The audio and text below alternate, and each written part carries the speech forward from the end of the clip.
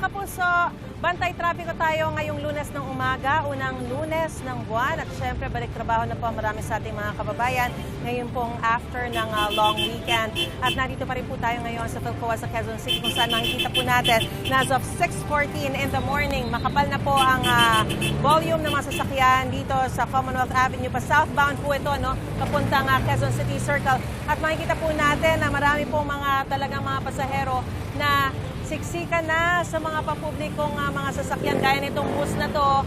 Ayan, siksikan na. Marami po dyan, mga nakatayo na. Hindi lang po yung bus na yan ang talagang siksikan na ang mga sakay. Marami tayong mga nasaksihan kanina na talagang ang mga bus ay talagang standing room na ang kanilang sitwasyon. At pati yung mga jeep na sinasakyan po nila ay talagang siksikan na. Sa puntong ito, alamin na natin ang ilan sa mga sentimiento, yung mga concerns ng ating mga kababayan. Ayan, ate. Good morning. Good morning po. Ano po pangalan po ninyo? Lori po. Lori. Parada po. Okay, saan pa po kayo galing at saan kayo papunta? Galing pa po ako ng Bulacan. Bulacan? Yes po. Alright. Tapos saan po kayo papunta ngayon? Papunta po ako ng Delta. Trabaho po ulit niyo? Yes po. Araw-araw po ba ito ang ruta ninyo, biyahe ninyo sa Commonwealth? Yes ma'am. From San Jose del Monte po. Hanggang dito Layo, po sa may Commonwealth. O, paano po ang sitwasyon na nakikipagsapalaran sa kalsada araw-araw? Mahirap po kasi nag-aagawan kami. Nag-aagawan. Unahan po. Opo. Parang kanina pa po kayo nakatayo dyan, medyo Yes, mahirap po ma'am. bang sumakay? Mahirap po kasi puno na yung mga sasakyan. Punuan. Punuan na po. Magkano naman po yung pamasahe?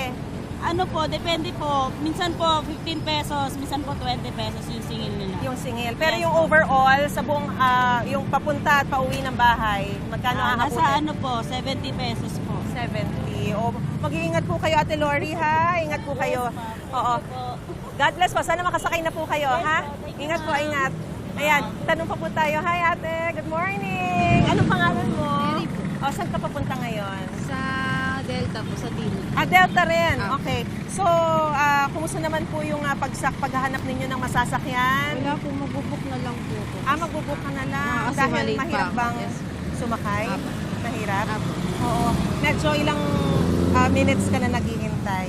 Wala pa naman po, pero kasi pag ganitong oras talaga, sobrang Rush hirap, hour. lalo na pag Monday. Magkano yung pamasahe naman? Medyo mataas po, hindi siya katulad ng mga last month. Kasi tumaas sila ngayon kasi umaaray pa rin po sila sa gas. Mag-iingat ka, ha? Ito ba ang ruta mo araw-araw? Apo, everyday na. God bless. God bless. Ayan po mga kapuso. So, nakita po natin, marami sa ating mga kababayan, hindi lang yung talagang nakikita natin at talagang pahirapan sila makasakay. Talagang natanong natin sila at ang marami sa kanila medyo natatagalan sa pag-aabang na masasakyan dahil karamihan sa mga pampublikong transportasyon ay punuan na.